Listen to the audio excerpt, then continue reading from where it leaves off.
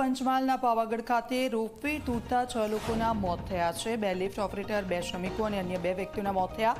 માલ સામાન લઈ જવાનો ગુડ્સ રોપવેનો વાયર તૂટતા બની આ દુર્ઘટના। રાજકોટના વિછિયા ગ્રામ્ય વિસ્તારમાં વરસ્યો મુશળધાર વરસાદ। રેવાણિયા, લાલાવદર, દરણી સહિતના ગામોમાં વરસાદ વરસ્યો। ગુંદાળાના વિદેશ્વર મંદિર પાસે ફરી વળ્યા વરસાદી પાણી। રાજકોટમાં ધોધમાર વરસાદ બાદ પોપટપરા ગરનાળું પાણીમાં ગરકાવ થયો છે। રેલનગર અને પોપટપરા વિસ્તારમાં વાહનોની અવરજવર બંધ કરાઈ છે। નીચાણવાળા વિસ્તારોને પાણી ભરાતા હાલાકી।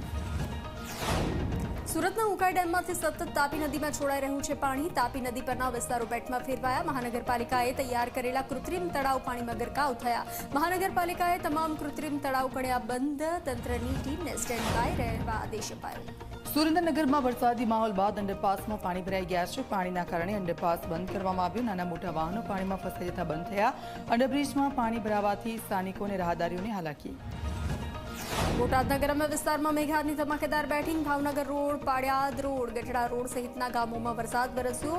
મહિલા કોલેજ રોડ પર ઘૂંટણસમાં પાણી ભરાયા। પાણી ભરાતા વાહન ચાલકો અને રાહદારીઓને હાલાકી। પાટણ શહેરમાં ધોધમાર વરસાદથી ઠેર ઠેર પાણી ભરાઈ ગયા। આનંદ સરોવરથી ગરનાળા સુધીનો સંપૂર્ણ માર્ગ પાણીમાં ગરકાવ। ભારે વરસાદને કારણે નીચાણવાળા વિસ્તારોમાં પાણી ભરાઈ ગયા। પાણી ભરાઈ જતા લોકોને પારાવાર મુશ્કેલી વેઠવાનો વારો આવ્યો। સાબરકાંઠાના હિંમતનગરમાં નીચાણવાળા વિસ્તારોમાં પાણી ભરાયા। કર્ણાવતી ટીપી અને લીંબચ માતાજી મંદિર રોડમાં પાણી ભરાયા। 20થી વધુ સોસાયટીના મુખ્ય રસ્તાઓ પાણીમાં ગરકાવ થયા। સ્થાનિકોએ તંત્રને રજૂઆત કર્યા છતાં કામગીરી ન કરી। વડોદરાના ડેસરમાં ભારે વરસાદથી ખેતરો બેટમાં ફેરવાઈ ગયા। અનેક ગામોમાં કડાકા બડાકા સાથે વરસાદ। વરસડા, ઇટવાડ, વાલાવામાં વરસાદી માહોલ। ખેતરો બેટમાં ફેરાયા। ગામના આકાશી દ્રશ્યો સામે આવ્યા। નર્મદા જિલ્લામાં ભારે વરસાદના કારણે નદી નાળા છલકાયા। હાજરપુરા, ભરજવાડા ગામના ખેતરોમાં પાણી ઘૂસ્યા। નદીના પાણી બેક મારતા મોટા પ્રમાણમાં ખેતરોને નુકસાન પહોંચ્યું। ખેતરોનું ધોવાણ થતાં ખેડૂતોને કેળાના પાકમાં થયું મોટું નુકસાન। અરવલ્લીના મોડાસા બાયપાસ હાઈવે પાણીમાં ગરકાવ થયો છે। Godhra Shamlaji high state highway પર પાણી ફરી વળ્યા છે। પાણી ભરાતા વાહન ચાલકો અને રાહદારીઓને ભારે મુશ્કેલી વેઠવાનો વારો આવ્યો। ખેડાના નડિયાદમાં વરસ્યો ધોધમાર વરસાદ। બંગાળની ખાડીમાં લો પ્રેશર સર્જાતા નડિયાદ શહેર સહિત મહુવા, કઠલાલ, કપડવંજ, ડાકોર, ઠાસરા, ગળતેશ્વરમાં ભારે પવન સાથે વરસાદ। દાહોદમાં ભારે વરસાદને લઈને 6 ડેમ ઓવરફ્લો થયા। મુવાલિયા તળાવ પણ ઓવરફ્લો થયું। મુવાલિયા તળાવ ઓવરફ્લો થતાં રમણીય દ્રશ્યો સર્જાયા। ઉપરવાસમાં ભારે વરસાદથી દાહોદમાં વરસાદને કારણે ઓવરફ્લો। સુરતમાં ઉપરવાસમાં ધોધમાર વરસાદ થતાં ઉકાઈ ડેમમાં પાણી છોડવામાં આવ્યું। ઉકાઈ ડેમમાંથી તાપી નદીમાં 1,17,000 ક્યુસેક પાણી છોડાયું। ડેમની સપાટી 337.95 ફૂટે પહોંચી। કોઝવે ભયજનક સપાટીએ પાર કર્યો। કોઝવેમાંથી 2,38,000 ક્યુસેક પાણી તાપીમાં છોડાયું। મહેસાણાના ધરોઈ ડેમના 6 દરવાજા ખોલીને પાણી છોડાઈ રહ્યું છે। ડેમમાં પાણીની આવક 11,400 ક્યુસેક। 6 દરવાજા 6 ફૂટ ખોલીને 47,836 ક્યુસેક પાણી છોડાયું। નીચાણવાળા વિસ્તારોને એલર્ટ કરાયા। નર્મદા ડેમના દરવાજા ખોલાતા ઘાટ પર પાણી ફરી વળ્યા। નર્મદા પાણી વધતા ઘાટ પાસેના ફુવારા પણ બંધ કરાયા। ડેમના 15 દરવાજા ખોલી અને પાણી છોડાઈ રહ્યું છે। ગોરા ખાતે 2 કાંઠે વહેતી નદી જોવા પ્રવાસીઓ વધ્યા। મહીસાગરમાં ઉપરવાસમાં સતત વરસાદને કારણે કડાણા ડેમમાં પાણીની આવક થઈ છે। કડાણા ડેમના 12 દરવાજા 10 ફૂટ ખોલવામાં આવ્યા। 2,18,000 ક્યુસેક પાણી નદીમાં છોડાયું। કડાણા ડેમમાં પાણી છોડાતા મહી નદી બંને કાંઠે વધી।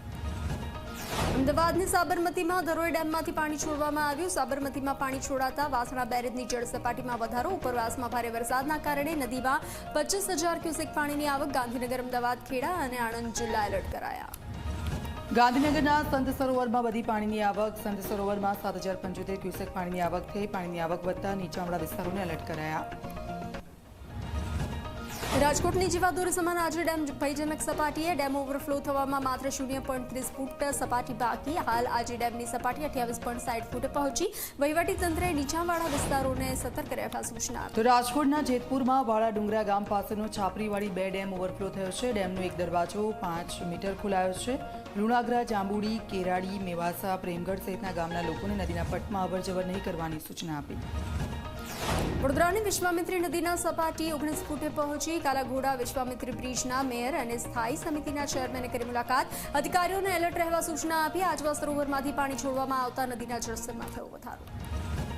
વડોદરાના પાદરામાં મહીસાગર નદીનું રૌદ્ર સ્વરૂપ જોવા મળ્યું। મહીસાગર નદીનો આકાશી નજારો સામે આવ્યો। નદી વિસ્તારમાં આવેલા ખેતરો બેટમાં ફેરવાઈ ગયા। ગંભીરા બ્રિજ પાસે મહીસાગર નદીની ભયજનક સપાટીએ પહોંચી।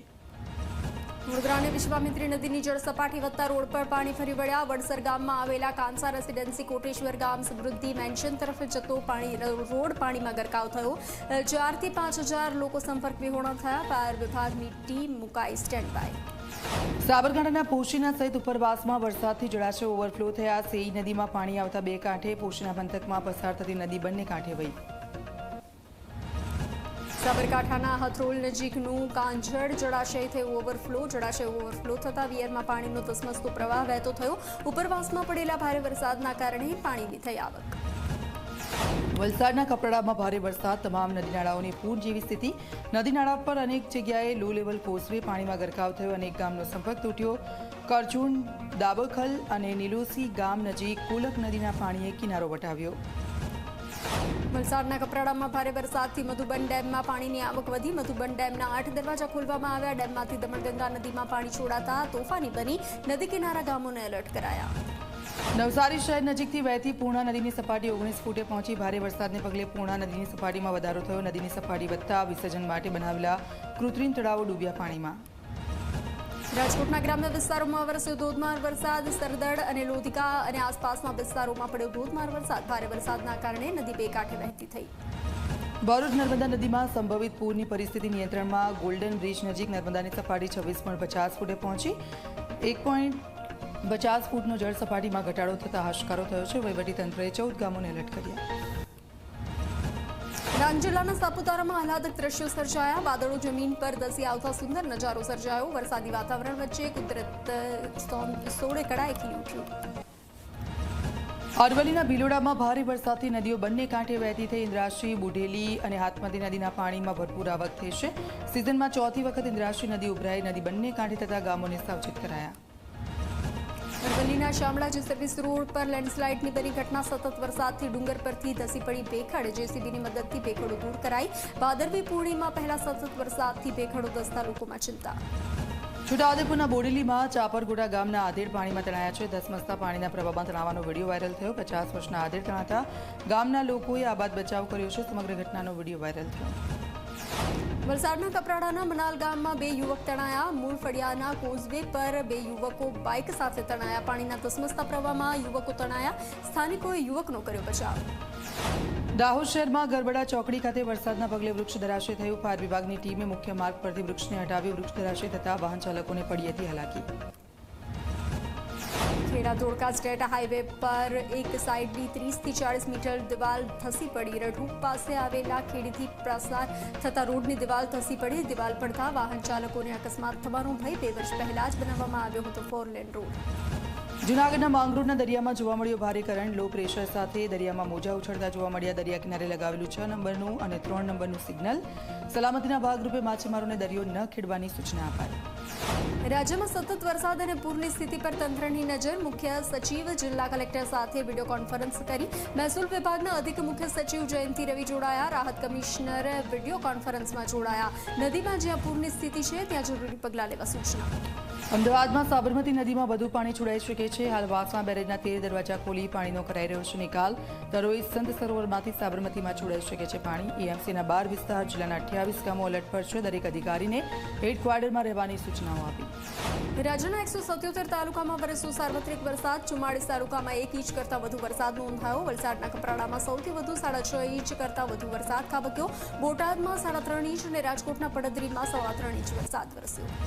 તો આગામી 7 દિવસ વરસાદની હવામાનની આગાહી છે. રાજ્યમાં 48 કલાક ભારેથી અતિભારે વરસાદ વરસવાની શક્યતાઓ. માછીમારો દરિયો ન ખેડવા સૂચનાઓ આપી.